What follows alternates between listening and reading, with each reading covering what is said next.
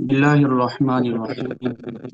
الحمد لله وحده والصلاة والسلام على رسول الله وعلى آله وأصحابه أجمعين.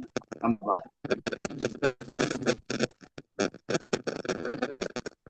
رب اشرح لي صدري ويسر لي أمري واحلل عقدة من لساني يفقهوا قولي. رب زدني علما. اللهم صل على سيدنا ومولانا محمد وعلى آل سيدنا ومولانا محمد. قابل قدر شرکائے کرام اور تمام طالبات،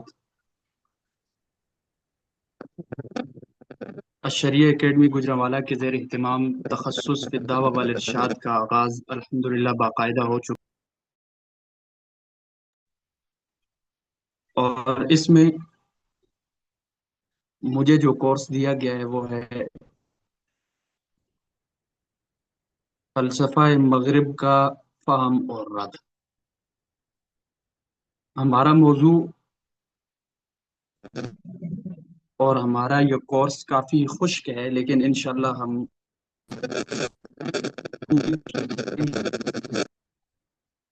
اس طریقے سے ہم کو آسان سے آسان کر کے آپ کے سامنے پیش کر سکیں۔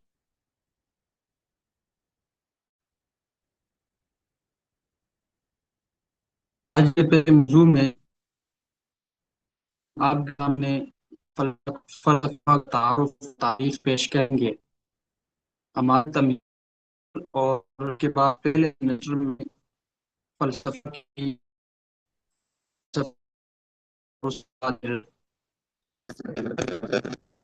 قدیم فلسفہ وسیط، ان دونوں کا تعارف، اور پھر فلسفہ جدید کی بنیادی شخصیات، ان کے نظریات اور مختلف مذاہب ہمارے موضوع کے حساب سے پہلے ہوگا، لیکن انشاءاللہ پوری کوشش کریں گے۔ جی آپ ٹھیک ہے۔ آج ہم شروع کریں گے فلسفہ کا تعارف اور تاریخ۔ فلسفہ کیا ہے؟ فلسفہ آیا کہاں سے اور فلسفہ کی تاریخ کیا ہے؟ فلسفہ کا موضوع کیا ہے؟ فلسفہ کا ہدف کیا ہے؟ یہ چیزیں انشاءاللہ آج ہم آپ کو پہلے لیکچر میں بتائیں گے۔ سب سے پہلے ہم بات کریں گے فلسفہ کی تاریخ کے حوالے سے۔ فلسفہ کا لغوی معنی، فلسفہ فیلسوف کا مخفف ہے، اور فیلسوف یونانی اور مشرقی دو لفظوں سے مل کر بنا ہے۔ ایک لفظ فیلو ہے اور دوسرا لفظ سوف ہے، اور اسی طرح سے بعض کہتے ہیں کہ ایک لفظ فیلو ہے اور دوسرا لفظ صوفیہ ہے۔ بہرحال ان دو الفاظ سے مل کر فیلسوف بنتا ہے، اور فیلسوف کا مخفف فلسفہ ہے۔ پہلا ہوتا ہے المحب، حب یعنی محبت، فیلو کا معنی ہے محبت، اور صوف یا صوفیہ کا معنی ہے حکمت۔ لہذا ان دونوں کو جب ہم ملائیں گے تو فلسفہ کا لغوی معنی ہمیں معلوم ہو جائے گا، یا فیلسوف کا لغوی معنی ہمیں معلوم ہو جائے گا کہ فیلسوف کا لغوی معنی حب الحکمت، یعنی حکمت سے محبت کرنا، اور اگر فیلسوف کا یہی معنی ہے تو فلسفہ اس کا مخفف ہے تو اس کا معنی بھی یہی ہے۔ لہذا لغت میں فلسفہ کا معنی ہے حکمت سے محبت کرنا، اور یہ فیلو اور صوف دو لفظوں کا مجموعہ ہے۔ فلسفہ کی اصطلاحی تعریف، مختلف تعریفیں کی گئی ہیں۔ فلسفہ یونان میں یونانی شخصیات نے ارسطو کے نزدیک، افلاطون کے نزدیک اپنی تعریفیں ہیں۔ ہمارے فلسفہ اسلام میں کندی کے نزدیک، ابن رشد کے نزدیک، یا فارابی کے نزدیک، ہر کسی کے نزدیک اپنی اپنی تعریفات ہیں، لیکن ان تمام تعریفات کو جمع کر کے اگر نچوڑ نکالا جائے اور ایک جامع اور معنی تعریف نکالی جائے تو وہ تعریف بنتی ہے البحث عن الحقیقہ، کہ حقیقت سے متعلق بات کرنا، اشیاء کی حقیقتوں کے بارے میں بات کرنا، یہ فلسفہ کہلاتا ہے۔ یعنی وہ علم جس میں اشیاء کی حقیقتوں کے حوالے سے، ان کی ماہیات کے حوالے سے اور ان کی فطرتوں کے حوالے سے بات کی جائے تو اس فلسفہ کہا جاتا ہے۔ بہرحال ارسطو نے اسی کو تھوڑا سا تبدیل کر کے پیش کیا ہے۔ ارسطو کی تعریف اس کے بہت قریب تھی، تو اس لیے میں ارسطو کی تعریف بھی پیش کرنا چاہتا ہوں۔ ارسطو صاحب کہتے ہیں ہی علم عن المبادئ الاولى للاشیاء والعلل والماہیہ، یعنی اشیاء کی بنیادوں اور ان کی ماہیت اور علت کے بارے میں کلام کرنے والا علم فلسفہ کہلاتا ہے۔ گویا فلسفہ کا مقصد فلاسفہ کا مقصد یہی طبیعتوں، اشیاء کی ماہیتوں اور بنیادی علتوں کے بارے میں بات کرنا ہے، اور ان عناصر کو، یعنی طبیعت کو یا ماہیت کو یا بنیادی علت کو، انہی اشیاء کو اگر ہم انہیں معلوم کر لیں یا انہیں معلوم کر لیں تو انہی کو حقائق الاشیاء کہا جاتا ہے، اور فلسفہ ان حقائق الاشیاء کو جاننے کی کوشش کرتا ہے۔ لہذا فلسفہ کی اصطلاحی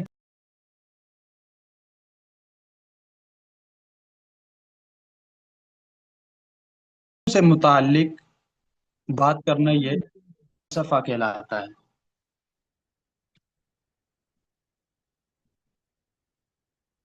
اشیاء کی حقیقتوں کا علم حاصل کرنے کے تین ذرائع: وحی، عقل اور حواس۔ ہم کسی بھی چیز کا جو علم حاصل کرتے ہیں، بالخصوص اشیاء کی حقیقتوں تک اگر ہم پہنچنا چاہیں تو ہمارے پاس علم کے یہ تین ذرائع ہیں۔ یا تو ہمیں وحی بتائے گی، یا ہمیں عقل بتائے گی، یا ہمیں حواس بتائے گا۔ بلکہ اس کو آپ اس طرف سے شروع کریں، حواس سے۔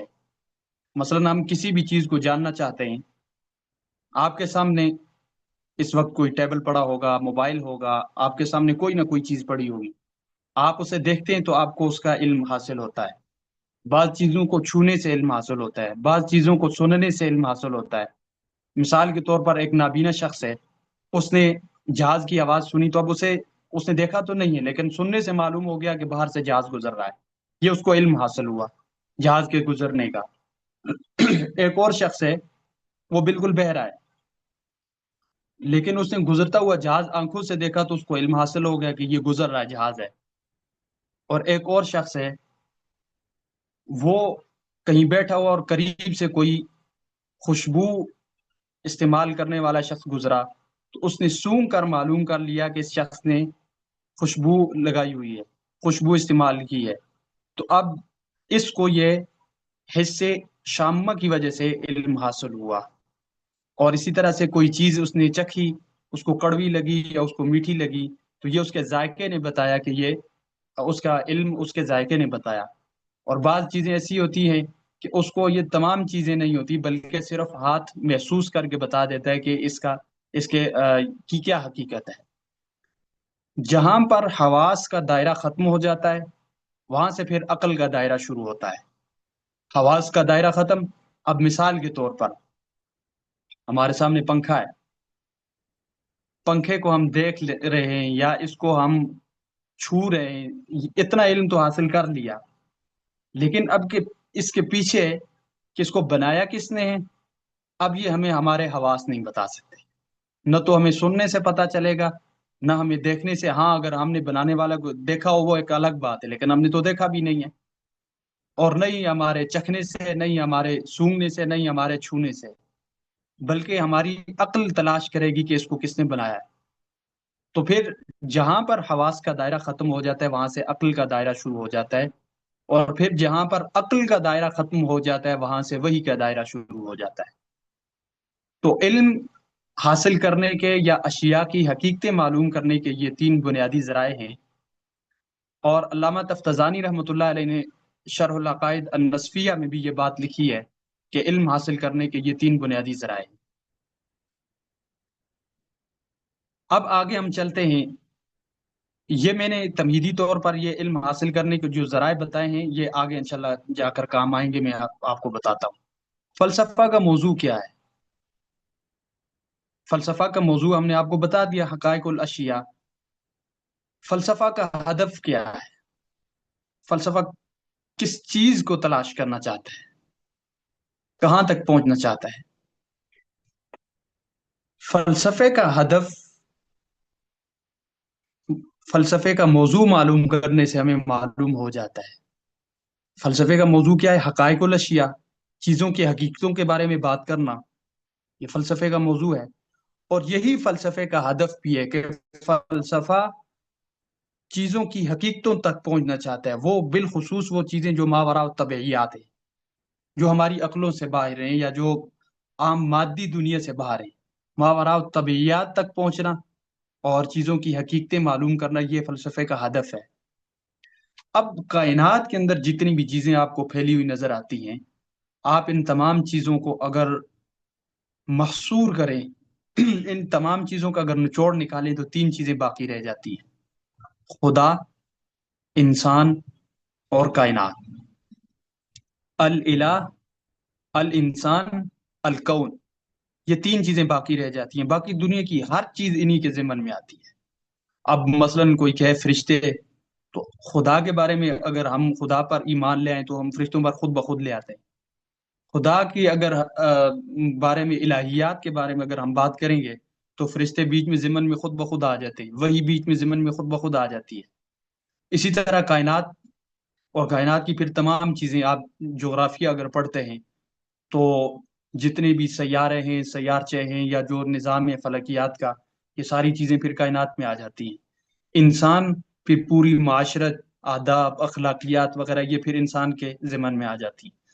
یعنی کہ کائنات میں پھیلی ہوئی تمام چیزوں کی بنیاد تین چیزیں ہمیں معلوم ہوتی ہیں: الہ، انسان اور کائنات۔ لہذا اب ہمارے لیے بات کو سمجھنا آسان ہو گیا کہ فلسفے کا ہدف خدا، انسان اور کائنات کی حقیقتیں معلوم کرنا ہے۔ دوسرے الفاظ میں آپ یہ کہہ سکتے ہیں: الہیات، تھیولوجی، انسانیات، انتھروپولوجی، کونیات، کوسمولوجی، یہ تین چیزیں ہیں، فلسفہ ان پر فوکس کرتا ہے۔ الہیات مثال کے طور پر، خدا موجود ہے یا نہیں ہے، خدا کی صفات کیا ہیں، انسان اور خدا کا تعلق کیا ہے، کیا وہی عقل سے ہم آہنگ ہے یا نہیں ہے۔ اسی طرح انسانیات میں آ جائیں، انسان کی حقیقت کیا ہے، کہاں سے آیا، کیسے پیدائش ہوئی اس کی، روح اور جسم کا تعلق کیا ہے آپس میں، انسان کا مقصد کیا ہے، اور آزادی، ارادہ اور عقل کی حدود کیا ہے۔ یہ چیزیں آ جاتی ہیں انسانیات میں۔ کونیات میں اگر ہم آ جائیں، کائنات کیسے وجود میں آئی، مادہ اور حرکت کیا ہے، کیا کائنات کا کوئی مقصد یا نظم ہے، یہ چیزیں کونیات میں آ جاتی ہیں۔ تو لہٰذا فلسفے کی تعریف کہ فلسفہ وہ علم ہے جس میں اشیاء کی حقیقتوں کے حوالے سے بات کی جاتی ہے۔ فلسفے کا موضوع بھی یہی ہے کہ اشیاء کی حقیقتوں کے بارے میں بات کرنا فلسفے کا موضوع ہے، اشیاء کی حقیقتیں، اور اشیاء کی حقیقتوں تک پہنچنا، یہ جو ہے یہ کیا ہے، فلسفے کا ہدف ہے۔ اب ان بنیادی تین چیزیں معلوم کرنے کے بعد ہمارے سامنے چند معلومات آ جاتی ہیں، ان معلومات کو جان لینا ہمارے موضوع کو مزید آسان کر دے گا۔ نمبر ایک، کائنات کے تین بڑے علوم۔ یہ ذرا پریزنٹیشن پیچھے کیجئے گا جی، یہاں سے تین بڑے علوم، کائنات کے اندر تین بڑے علوم ہیں: دین، فلسفہ اور سائنس۔ کوئی بھی انسان کسی بھی چیز کی حقیقت معلوم کرنا چاہے یا کچھ بھی معلوم کرنا چاہے، یا تو وہ دین سے سوال کرتا ہے، یا وہ فلسفہ سے سوال کرتا ہے، یا پھر وہ سائنس سے سوال کرتا ہے۔ اور باقی تمام جتنے بھی علوم وغیرہ ہیں وہ انہی کے ضمن میں آ جاتے ہیں۔ دین ایک مکمل نظام حیات ہے اور کئی علوم و معارف کا مجموعہ ہے، اور فلسفہ بھی اپنے ہدف اور ذیلی مباحث کی وجہ سے اپنے اندر ایک گہری وسعت سمبھالے ہوئے ہوتا ہے۔ سائنس بھی دنیا میں جدید نظام حیات اور مختلف علوم متعارف کرانے کا مدعی ہے۔ تو یہ تین بڑے علوم ہیں: دین، فلسفہ اور سائنس۔ تین بڑے موضوعات ہیں، جیسا کہ ابھی میں نے بتایا۔ وہ تین بڑے موضوعات کون سے ہیں؟ خدا، انسان اور کائنات۔ پریزنٹیشن آگے کیجئے۔ خدا، انسان اور کائنات، یہ تین بڑے موضوعات ہیں۔ ان تینوں بڑے موضوعات کے بارے میں یہ تینوں علوم بات کرتے ہیں۔ مثال کے طور پر دین ہمیں بتاتا ہے کہ کائنات کا خالق و مالک اور مدبر خدا ہی ہے، اس نے کائنات کی تخلیق کی اور انسان کو اس نے تصرف کا حق دے کر اپنا نائب بنایا۔ یعنی کہ ان چیزوں کے بارے میں دین بات کرتا ہے۔ فلسفہ بھی انہیں کے بارے میں بات کرتا ہے، ان کے حقائق معلوم کرنے کی تگ و دو میں لگا رہتا ہے۔ اور سائنس بھی یہی کوشش کرتی ہے کہ کائنات کی تخلیق کی بنیاد معلوم کی جائے، پھر مزید وہ یہ کوشش کرتی ہے کہ کائنات کو مسخر کیسے کیا جائے، انسان کو ترقی کیسے دی جائے۔ باقی پھر دنیا کی تمام چیزیں انہی کے ضمن میں آ جاتی ہیں، لیکن یہ تین بنیادی موضوعات ہیں جن کے بارے میں دین بھی بات کرتا ہے، جن کے بارے میں فلسفہ بھی بات کرتا ہے، اور جن کے بارے میں سائنس بھی بات کرتی ہے۔ پھر ان تینوں موضوعات کے تین بڑے اہداف ہیں، آگے کیجیے۔ تین بڑے اہداف کون سے ہیں؟ دین کا ہدف معرفت ثلاثہ۔ کون سے ثلاثہ؟ خدا کی معرفت، انسان کی معرفت، اور کائنات کی معرفت۔ آپ دیکھیے قرآن کریم میں دین جا بجا ہمیں یہ دعوت دیتا ہے کہ اس کائنات کا خالق کون ہے۔ غور کیجئے کائنات میں، اس کائنات میں پھیلے ہوئے بے شمار ثبوتوں سے اس کے کائنات کے خالق کو پہچانیے، اور پھر اس پر ایمان لائیں اور اس کی عبادت کریں۔ حل من خالق غیر اللہ، کیا کائنات کا خالق خدا کے سوا کوئی ہو سکتا ہے؟ تو یہ پہلی دعوت ہے کہ معرفت خدا، خدا تعالیٰ کو پہچانیے، خدا تعالیٰ کی پہچان کر کے پھر خدا تعالیٰ پر ایمان لائیے۔ اور اسی طرح سے کائنات میں غور کیجئے کہ کائنات کیا ہے، اس کی تخلیق کیسے ہوئی، یہ کائنات کا نظام کہاں سے آیا اور کون لایا اسے۔ کیف خلق السماوات والارض، کیسے اس کو پیدا کیا، آسمان اور زمینوں کو کیسے پیدا کیا۔ اب یہ دعوت فکر ہے قرآن کریم کی۔ پھر اسی طرح سے انسان کو دعوت فکر ہے، اپنی معرفت کیجئے، خود کی پہچان کیجئے، اپنی تخلیق پر اور اپنی حقیقت پر غور کیجئے۔ وفی انفسکم افلا تبصرون، خود تمہارے نفس، تمہارے اپنے اندر جہان بسا ہوا ہے، کیا تم غور نہیں کرتے، کیا تم دیکھتے نہیں؟ یہ دعوت ہے یعنی کہ معرفت ثلاثہ کی، کہ ہم ان تینوں چیزوں کی معرفت حاصل کریں۔ اور فلسفہ بھی ان تینوں کے حقائق معلوم کرنے کی کوشش کرتا ہے۔ فلسفے کا ہدف حقائق ثلاثہ، اور دین کا ہدف کیا تھا؟ معرفت ثلاثہ۔ حقائق ثلاثہ کس طرح؟ ابھی جیسے اوپر گزرا، فلسفہ کوشش کرتا ہے کہ خدا کی حقیقتیں معلوم کرے۔ اب وہ الگ بات ہے کہ خدا کی حقیقت تک کون پہنچ سکتا ہے، کون نہیں پہنچ سکتا، پہنچنا کیا ہے، اور وہ باتیں بعد کی ہیں، وہ انشاءاللہ آگے فلسفے میں کریں گے۔ لیکن فلسفہ اپنا ہدف یہ طے کرتا ہے کہ خدا کی حقیقت معلوم کی جائے، کیا خدا کائنات میں موجود بھی ہے یا نہیں ہے؟ اگر موجود ہے تو کیا وہ اس کا کوئی جسم ہے یا پھر جسم نہیں ہے؟ کیا مادی کچھ حقائق ہیں جیسے روح، خدا، اور اسی طرح سے کیا جس ذات کے بارے میں خدا ہونے کا تصور ہے اس کا کائنات میں انسان کے ساتھ کیا تعلق ہے، اور عقول اشرا کیا ہیں پھر، اور اسی طرح سے نظریہ فیض کیا ہے؟ یہ چیزیں ان کے بارے میں پھر فلسفہ بات کرتا ہے۔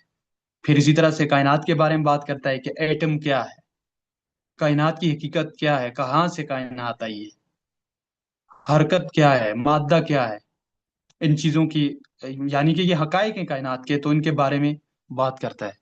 پھر اسی طرح انسان کے بارے میں، جیسا ابھی میں نے بتایا کہ انسان کی پیدائش کیسے ہوئی، انسان کا نظام حیات کیا ہے، انسان کے روح اور جسم کا تعلق کیا ہے، کیا انسان میں یہ روح ہے بھی ہے یا نہیں ہے، ان چیزوں کے بارے میں، یعنی ان حقیقتوں کو معلوم کرنے کی کوشش کرتا ہے۔ تو فلسفہ کا ہدف ہے حقائق ثلاثہ، سائنس کا ہدف ہے تسخیر ثلاثہ۔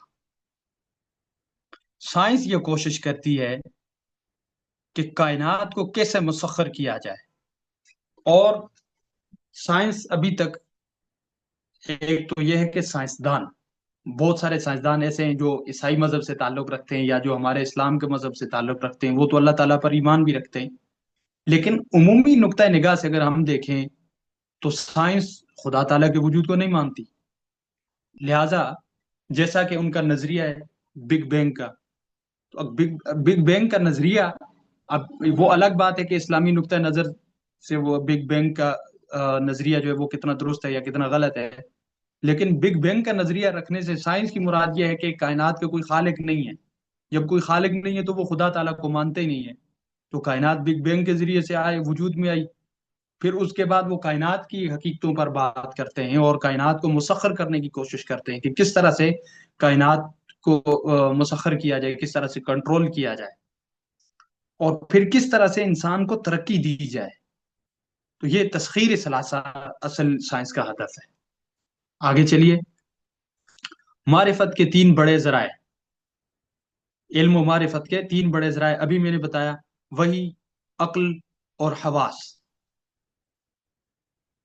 جہاں تک تجربات کی بات ہے، کوئی یہ کہے کہ تجربات بھی تو، وہ بھی تو معرفت کا راستہ ہے، وہ بھی معرفت کا ایک طریقہ ہے، ذریعہ ہے، تو اصل میں تجربات حواس اور عقل سے ہی ماخوذ شدہ نتائج کا نام ہے۔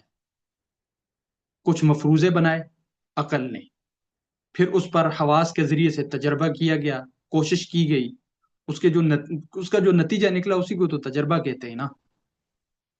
تو لہٰذا عقل اور حواس سے ماخوذ نتائج کا نام تجربات ہے۔ اچھا، آج جب میں یہ تعریف لکھ رہا تھا، یہ تجربات، تو پھر میرے خود میں ایک قسم کی تھا، میں تجربات کی تعریف صحیح کر رہا ہوں یا نہیں کر رہا ہوں۔ خدا کا کرنا ایسا ہوا کہ ایک کتاب پر نظر پڑی، اس میں کانٹ نے ہی تعریف کی ہوئی، کانٹ نے بہت بڑا اس کی تعریف کی تھی تجربات کی، کہ حواس و عقل ماخوذ نتائج کا نام تجربہ ہے۔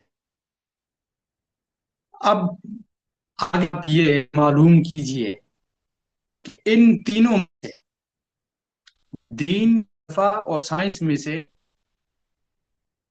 معرفت کے ذرائع کون سا علم کون سے معرفت کے ذرائع استعمال کرتا ہے؟ مثلا دین ہے تو دین کون سے ذرائع استعمال کرتا ہے، فلسفہ کون سے ذرائع استعمال کرتا ہے، اور سائنس کون سے ذرائع استعمال کرتی ہے؟ آگے کیجئے پریزنٹیشن۔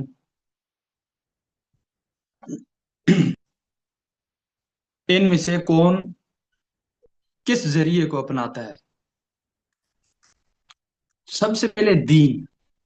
دین کا سب سے بنیادی معرفت کا ذریعہ اور معرفت کا ماخذ کیا ہے؟ وہی۔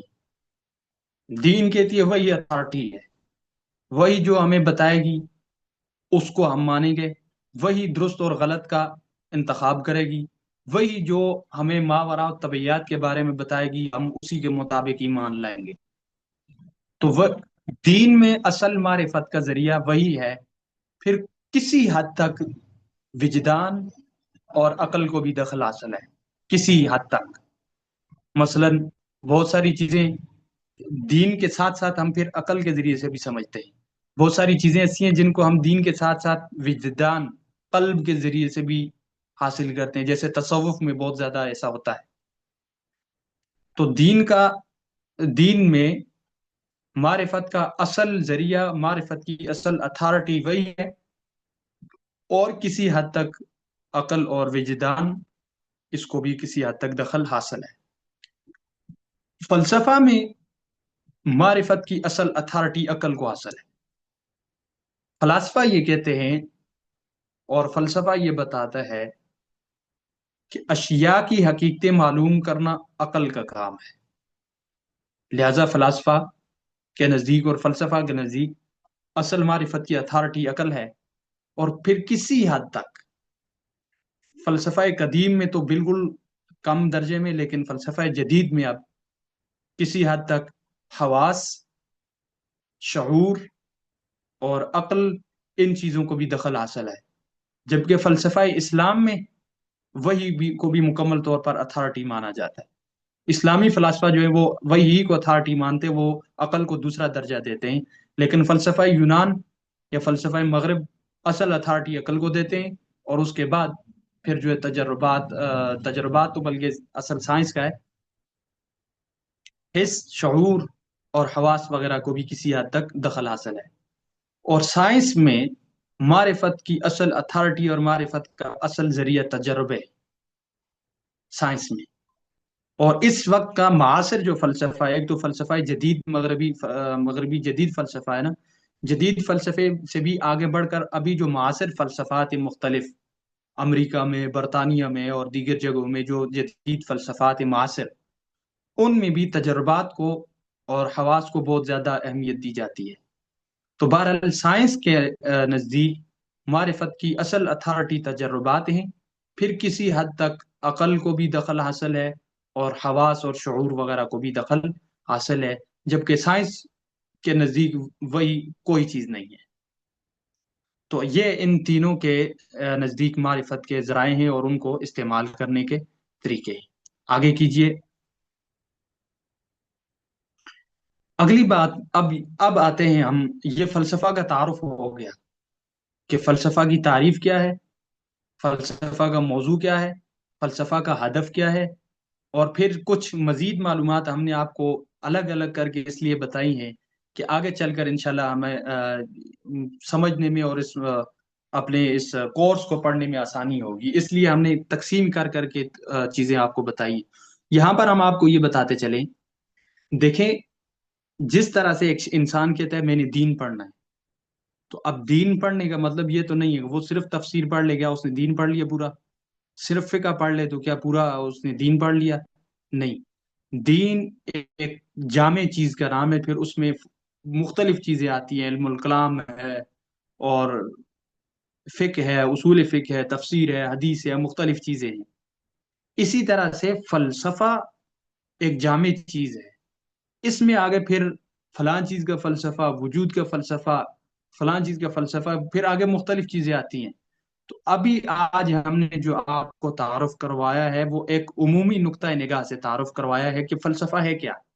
پھر آگے انشاءاللہ جب ہم نظریات میں جائیں گے، یونانی فلاسفہ کے نظریات میں، یا پھر اسلامی فلاسفہ کے نظریات میں، یا پھر ہم مغربی فلاسفہ کے نظریات میں جائیں گے، اور پھر وہاں پر ہم بات کریں گے کہ اب یونانیوں کے نزدیک فلسفہ وجود کیا ہے، اور آ، امریکیوں کے نزدیک فلسفہ وجود کیا ہے، اور اسلام میں جو ہے وہ یہ عقول اشرا کو کیا اہمیت حاصل ہے وغیرہ، وہ ذیلی مباحث پھر آئیں گے انشاءاللہ۔ لیکن یہ جو تین چیزیں ہم نے متعارف کروائی، دین، فلسفہ اور سائنس، ان میں سے ہمارا موضوع فلسفہ ہے، لہذا اب یہاں سے آگے ہم فلسفہ کو لے کر چلیں گے۔ آئیے بات کرتے ہیں فلسفہ کہاں سے آیا، اس کا تاریخی ارتقاء کیسے ہوا۔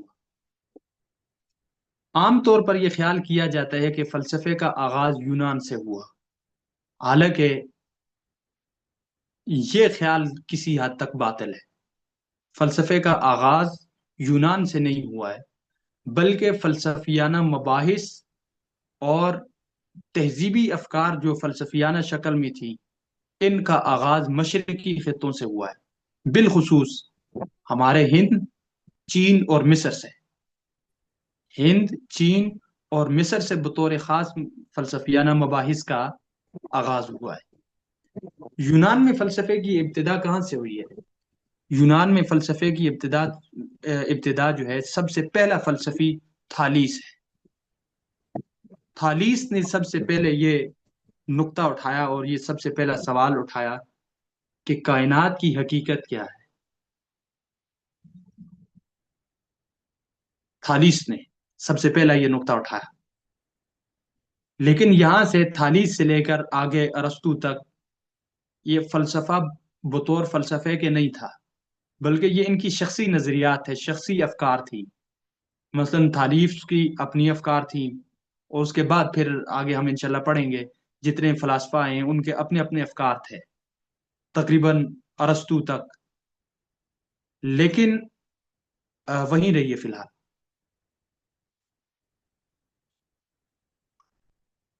ہند میں، چین میں اور مصر میں جہاں پر تہذیبی کچھ افکار تھے، وہ افکار بعد میں فلسفہ ہی بنے۔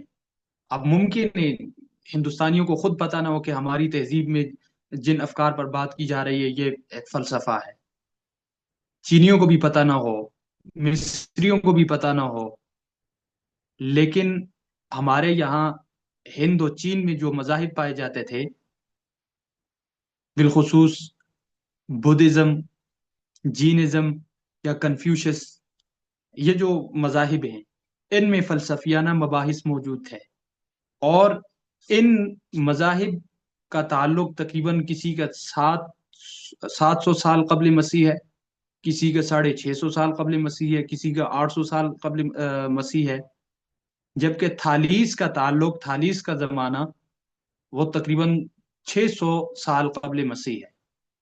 لہذا یونان میں سب سے پہلا نقطہ اٹھانے والا شخص تھالیس ہے، اور ہمارے ہاں فلسفیانہ مباحث تھالیس سے پہلے سے موجود ہے۔ لیکن یہ بات بالکل درست ہے کہ ہمارے یہاں سے یہ فلسفیانہ مباحث جب یونان تک پہنچے ہیں تو یونان نے سب سے پہلے انہی مباحث کو اور اپنے افکار کو فلسفے کے طور پر اور ایک عقلی مطالعے کے طور پر سب سے پہلے مدون یونان نے کیا ہے۔ اور یہ بات کب کی ہے؟ تقریباً 350 سال قبل مسیح، سکندر اعظم کی فتوحات کے بعد۔ سکندر اعظم کی فتوحات کے بعد جب مشرقی علاقوں کے فلسفیانہ مباحث مغربی افکار کے ساتھ مدغم ہوئے، ان کے ساتھ ملے، اور ایک فکر وجود میں آئی جس کو ہیلینی فکر کہا جاتا تھا۔ ہیلینی فکر، الفکرۃ الہیلینیہ عربی میں اسے یہ کہا جاتا ہے، اور اس میں ثقافتی مزاج یونان، مصر، ایران اور ہند کی ثقافتوں کا مجموعہ ہیلینی فکر کو مانا جاتا تھا۔ تو اس دور میں تقریباً یہ ہیلینی فکر کے دور میں یا اس سے بھی تھوڑا تھوڑا پہلے یہ دور آ جاتا ہے یونان میں ارسطو کا، اور ارسطو ہی وہ شخص ہے جس نے سب سے پہلے فلسفہ کو بطور، یہ لفظ فلسفہ بطور اصطلاح کے استعمال کیا ہے، اور انہی ارسطو لوگوں کے دور میں فلسفہ کی تدوین کی گئی ہے۔ ان لوگوں نے پھر باقاعدہ کتابیں لکھی اور اصول اور ضوابط انہوں نے قائم کیے، اور یہاں سے پھر فلسفہ بطور فلسفہ کے متعارف ہوا۔ تو لہٰذا ہم یہ کہہ سکتے ہیں کہ فلسفے کا آغاز یونان سے نہیں ہوا، بلکہ فلسفیانہ مباحث یونانی فکر سے بھی پہلے مشرقی خطوں میں یعنی چین، ہندوستان وغیرہ ان جگہوں میں موجود تھے، لیکن انہی مباحث اور یونانی افکار کو بطور فلسفہ اور عقلی مطالعے کے طور پر مدون کرنے والا پہلا وہ یونان ہی ہے اور یونانی فلاسفہ ہے۔ لہذا فلسفہ متعارف پھر یونان سے ہوا ہے۔ تو یہ ہے فلسفے کی ایک فلسفے کے آغاز کی ایک مختصر تاریخ۔ اب اس کا آگے ارتقاء کیسے ہوا، آگے چلیے۔ فلسفے کا ارتقاء، فلسفے کے 3 ادوار ہیں: عہد قدیم جسے ہم فلسفہ یونان کہتے ہیں، اور عہد وسیط جسے ہم فلسفہ اسلام کہتے ہیں، اور عہد جدید جسے ہم فلسفہ مغرب کہتے ہیں۔ عہد قدیم یونانی فلسفہ، اس کا آغاز تقریباً 600 سال قبل مسیح ہوتا ہے، اور بنیادی شخص جیسا میں نے ابھی آپ کو بتایا تھا تھالیس ہے۔ تھالیس وہ شخص ہے جس نے سب سے پہلے نقطہ اٹھایا تھا کہ کائنات کیا ہے، کائنات کہاں سے آئی۔ اب جیسا کہ میں نے آپ کو بتایا کہ فلسفہ کو بطور فلسفہ متعارف تقریباً 300 350 سال قبل مسیح ارسطو لوگوں کے زمانے میں ہوا ہے، لیکن اب اس سے جو پہلی فکر تھی، جتنے بھی افکار تھے، اب ظاہر ہے ان کو بھی فلسفہ ماننا پڑے گا، اس لیے کہ وہ پھر انہی مباحث میں شامل ہو گئے، تو ماننا تو پڑے گا۔ تو لہٰذا تھالیس کو بھی پھر ہمیں فلسفی ماننا پڑے گا۔ تو مغربی یونانی فلسفے کی بنیادی شخصیت تھالیس ہے، اور جس نے سب سے پہلے یہ نقطہ اٹھایا تھا کہ کائنات کیسے وجود میں آئی، کائنات کا مادہ کیا ہے، کائنات کی حقیقت کیا ہے، کائنات کے بارے میں۔ اور یہ زمانہ فلسفہ یونان کا تقریباً 600 سال قبل مسیح سے لے کر یہ طلوع اسلام تک ہے۔ اسلام کے آنے سے پہلے پہلے تک اس فلسفہ یونان کا رواج تھا، تقریباً 1200 1300 سال بنتے ہیں یہ۔ حضرت عیسیٰ علیہ السلام سے 571 سال بعد حضور علیہ السلام تشریف لائے ہیں، اور تقریباً 611 سال بعد اسلام آیا ہے۔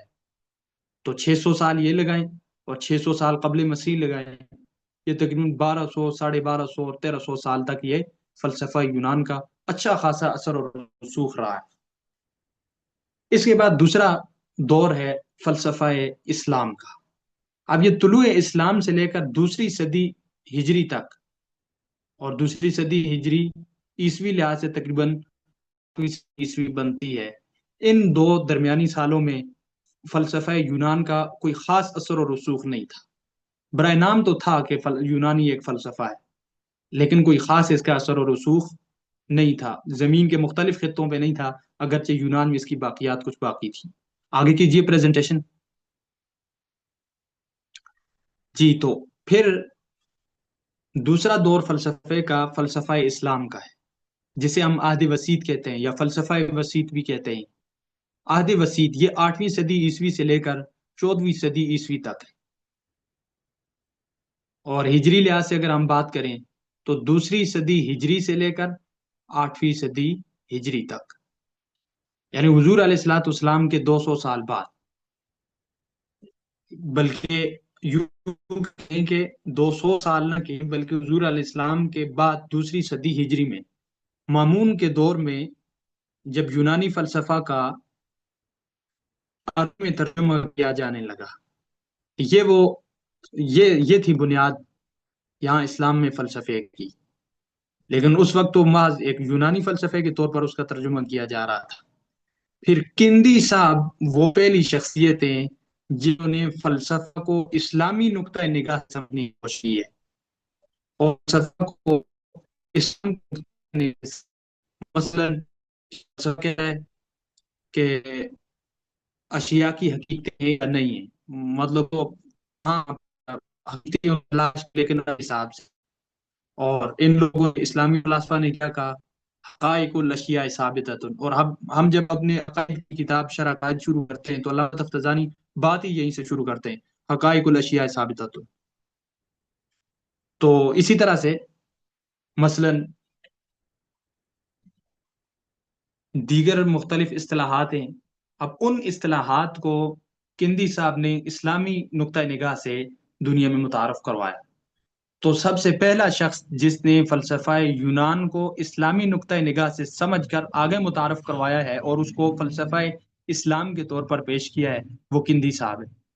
ان کا نام ابو اسحاق نہیں، ابو اسحاق نہیں ہے، اپنا اس کا نام اسحاق نہیں، ابو یوسف یعقوب بن اسحاق اس کا نام ہے. ابو یوسف یعقوب بن اسحاق اس کندی صاحب کا نام ہے. اور اس کے بعد پھر مختلف فلاسفہ آئے ہیں، فارابی صاحب آئے ہیں، اور اسی طرح سے ابن خلدون صاحب آئے ہیں، اور ابن ابی سینا آئے ہیں، مختلف ہیں. آگے انشاءاللہ ہم ان کے حوالے سے بات کریں گے. اور یہ سلسلہ تقریباً 14ویں صدی عیسوی تک اور ہجری لحاظ سے 8ویں صدی ہجری تک رہا ہے. پھر اس کے بعد 200 سال تقریباً، یعنی عیسوی لحاظ سے 15ویں صدی عیسوی اور 16ویں صدی عیسوی میں کوئی خاص فلسفے کا رجحان نہیں تھا. اسلامی فلسفہ موجود تھا لیکن کوئی خاص اثر و رسوخ باقی نہیں رہا تھا، بس برائے نام تھا. پھر مغربی لوگوں نے اندلس سے اسلامی فلسفہ کی جو باقیات تھیں ان سے لے کر اپنا ایک فلسفہ متعارف. آگے چلیے. اس طرح 17ویں صدی عیسوی میں رینے ڈیکارٹ وہ بنیادی شخص ہے جس نے فلسفہ جدید مغربی فلسفہ کی بنیاد رکھی. یہ 17ویں صدی عیسوی کی بات ہے. اور یہ خود بتاتا ہے کہ میں امام غزالی رحمۃ اللہ علیہ سے بہت زیادہ متاثر تھا، بالخصوص اس طور پر کہ امام غزالی رحمۃ اللہ علیہ کے نزدیک ریاضیات کو بہت بڑی اہمیت حاصل تھی. وجہ یہ کہ ریاضیات میں یعنی ریاضی میں نتیجہ بالکل پرفیکٹ نکلتا ہے، بالکل درست نتیجہ نکلتا ہے. تو امام غزالی رحمۃ اللہ علیہ کے ہاں ریاضیات کو کافی اہمیت حاصل دی. تو رینے ڈیکارٹ کہتا ہے کہ میں امام غزالی کے اس ریاضیات والے فلسفے سے متاثر ہوا، اور اس کے نزدیک بھی سب سے زیادہ جو یہ اہمیت دیتا تھا وہ ریاضیات کو دیتا تھا. اور یہ رینے ڈیکارٹ بنیادی شخص ہے، اور یہ خود کہتے ہیں کہ ہم نے اسلامی جو فلسفہ جس کی باقیات اندلس میں تھی وہاں سے ہم لوگوں نے لی ہیں، اور پھر آگے ہم نے اپنا فلسفہ متعارف کروایا ہے. پھر اس کے بعد اسپینوزا آیا ہے، پھر جارج بارکلی ہے، اور جان لاک ہے، مختلف ہیں، انشاءاللہ ہم آگے پڑھیں گے. لیکن جدید مغربی فلسفہ کا بنیادی شخص یہ ڈیکارٹ ہے. اس کا ایک نظریہ تھا. جیسے میں نے آپ کو بتایا نا، تھالیس نے کس نقطۂ نگاہ سے فلسفے کی بنیاد رکھی کہ کائنات کی حقیقت کیا ہے، اس سوال سے. اور ہمارے اسلامی فلاسفہ نے، کندی صاحب نے کیا کیا، کہاں سے بنیاد رکھی فلسفے کی، کہ فلسفے کو اسلامی نقطۂ نگاہ سے کیسے سمجھا جا سکتا ہے. اور رینے ڈیکارٹ صاحب نے جو فلسفے کی بنیاد رکھی، اس نے شک سے وجود پر استدلال کیا. اور اس کا ایک مشہور جملہ ہے، کہتا ہے کہ میں شک کرتا ہوں، اس کا مطلب یہ کہ میں موجود ہوں. اگر میں موجود نہ ہوتا تو میں شک نہ کر سکتا. یہ اس کا بنیادی نقطۂ نظر اور بنیادی نظریہ ہے. اور اس کو کہتے ہیں کہ یہ ڈیکارٹ وہ بنیادی شخص ہے جس نے شک سے وجود پر استدلال کیا ہے. تو یہاں سے فلسفہ جدید مغربی فلسفہ کی ابتدا ہوتی ہے، اور یہ 17ویں صدی سے لے کر اب بھی یہ اپنے عروج پر ہے. اگرچہ اب اس کی شکلیں مختلف ہو چکی ہیں، مثلا ادھر سے براجماتیت ایک امریکی الگ سے فلسفہ بن چکا ہے، اور ایک وجودیت ایک الگ سے فلسفہ بن چکا ہے، اور کئی اس طرح سے مختلف فلسفے وجود میں آ چکے ہیں. لیکن ہیں بنیاد سبھی اپنی بنیادی نہیں، رینے ڈیکارٹ، اسپینوزا وغیرہ انہی لوگوں کو مانتے ہیں. تو ان کو اب ہم معاصر فلسفات کہہ سکتے ہیں، لیکن بنیاد ان کی یہی مغربی فلسفہ ہے. اب ہمارا موضوع کون سا فلسفہ ہے؟ پہلے ہم نے کہاں سے علیحدگی اختیار کی؟ دین، فلسفہ اور سائنس، تین چیزیں متعارف کروائیں. ان میں سے دینیات کے حوالے سے انشاءاللہ باقی شخصیات بات کریں گے، بلکہ آپ لوگ پڑھ چکے ہیں. آپ لوگوں میں سے جس نے بی ایس اسلامیات کیا، یا بی ایس ایم اے اسلامیات کیا، یا جس نے درس نظامی پڑھی، وہ دینیات پڑھ چکا. اور سائنس ہمارا ٹارگٹ نہیں ہے فی الحال. تیسری چیز رہ گئی فلسفہ. ہمارا کورس جو ہے وہ فلسفے کے حوالے سے ہے. اب فلسفے میں بھی یونانی بھی ہے، اور فلسفہ اسلام بھی ہے، فلسفہ جدید مغربی فلسفہ بھی ہے. تو ہمارا جو موضوع ہے وہ جدید مغربی فلسفہ ہے. ہم انشاءاللہ ایسے کریں گے کہ اپنے اس تمہیدی سیمسٹر میں، جو بڑی عید سے پہلے پہلے تک ہوگا، اس میں انشاءاللہ ہم آج آپ لوگوں کو ایک عمومی طور پر فلسفے کا تعارف وغیرہ ہو چکا. تو اگلے لیکچر میں انشاءاللہ ہم آپ کو یونانی فلسفے کا تعارف کروائیں گے، ان کی شخصیات بتائیں گے، اور ان کے بنیادی نظریات وغیرہ بتائیں گے. اور پھر اس سے اگلے لیکچر میں، تقریباً ہمارے تمہیدی سیمسٹر میں 3 ہی لیکچر ہوں گے میرے خیال سے، تو تیسرے لیکچر میں انشاءاللہ ہم اسلامی فلسفہ کا تعارف کروائیں گے. اسلامی فلسفہ کی جو شخصیات ہیں، اسلامی فلاسفہ، ان کا تعارف اور ان کے نظریات وغیرہ بتائیں گے، تاکہ ہمارے پاس فلسفے کو سمجھنے کے لیے ایک خلفیہ موجود ہو. پھر انشاءاللہ جیسے ہی عید الاضحیٰ، بقرہ عید گزر جائے گی، اس کے بعد ہمارا جب پہلا سیمسٹر شروع ہوگا، تو پہلے سیمسٹر میں انشاءاللہ ہم یہاں جدید مغربی فلسفے کو شروع کریں گے. اور پہلے سیمسٹر میں ہم مغربی فلسفہ کی بنیادی شخصیات پڑھیں گے، جیسے یہ ڈیکارٹ ہے، اسپینوزا ہے، جان لاک ہے، بارکلی ہے، اور اس طرح سے مختلف ہیں. ان شخصیات کو پڑھیں گے، اور ان کے متعارف کردہ مذاہب کو، جیسے مذہب، عقلی مذہب، حسی مذہب، تجریبی مذہب وغیرہ، ان چیزوں کو. اور پھر انشاءاللہ دوسرے سیمسٹر میں جب ہم چلیں گے، تو پھر ہم ایک فلسفے کو فلسفے کی حد سے نیچے لا کر ہم مغربی فکر کے طور پر انشاءاللہ سمجھیں گے کہ مغربی فکر کیا ہے. مثلا مغرب میں مختلف جو افکار ہیں، ان کی جو مختلف اصطلاحات ہیں، مختلف جو ان کے ازمز ہیں، سیکولرزم اور اس طرح سے مختلف ازمز جو ہیں، انشاءاللہ ان کو ہم جانیں گے، اور ان کے حوالے سے ہم معلومات حاصل کریں گے، اور ان کا اسلامی اصطلاحات کے ساتھ تقابل کریں گے. اور جس طریقے سے رد ہو سکتا ہوا تو انشاءاللہ ہم ان پر رد کریں گے. پھر جو ہمارا آخری سیمسٹر ہوگا، آخری سیمسٹر میں ہم مغرب کے متعارف کردہ نظام ہائے زندگی، مختلف نظام ہائے زندگی، سیاسی طور پر جیسے جمہوریت، اور اسی طرح سے معاشی طور پر ان کے ہاں جو اشتراکیت ہے، اور اسی طرح سے معاشرتی طور پر جیسے بنیادی ان کے نظریات وغیرہ بھی ہیں، ان چیزوں کو انشاءاللہ مختلف متعارف کردہ جو نظام ہائے زندگی ہوں گے، وہ ہم آخری سیمسٹر میں پڑھیں گے. تو اس ترتیب سے انشاءاللہ ہم چلیں گے. عموماً کیا ہوتا ہے، مثلا آپ کسی ملحد سے بات کرتے ہیں، یا آپ کسی مغربی فکر کے متاثر شخص سے بات کرتے ہیں، تو ان کے افکار پر بات کرتے ہیں.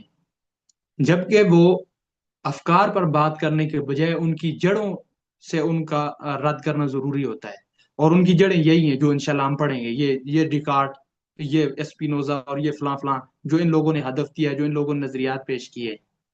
حالانکہ عموماً جو مغرب اور مغربی افکار یا مغربی تہذیب کو سمجھنے کی کوشش کرتے ہیں، یا اس کے حوالے سے مختلف جو کورسز وغیرہ کرواتے ہیں، تو وہ یہ پیچھے کا خلفیہ جو ہوتا ہے، فلسفی نظریات جو ہوتے ہیں، یہ چیزیں بیچ میں نہیں لاتے۔